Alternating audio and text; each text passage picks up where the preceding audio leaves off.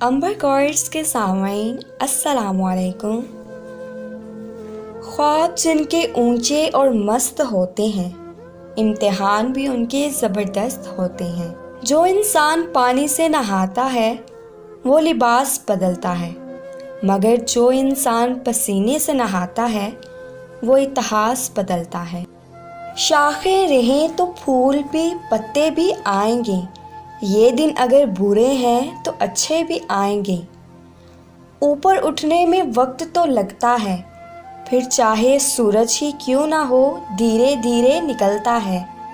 कुछ नहीं मिलता इस दुनिया में मेहनत के बगैर, मुझे अपना साया भी धूप में जाने के बाद मिला। कामयाबी सिर्फ झुकने से ही नहीं मिलती, कभी कभी आपको सर उठाना पड़ता है अपने हक के लिए।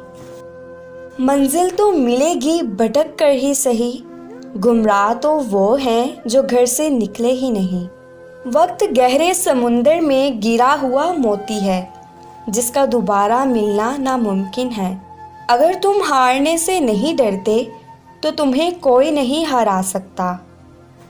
परिंदा जब उड़ने की ठान ले तो हवा को रास्ता देना ही पड़ता है। औरत अगर अपने आंसू पी ले तो वो आंसू जहर से कम नहीं होते।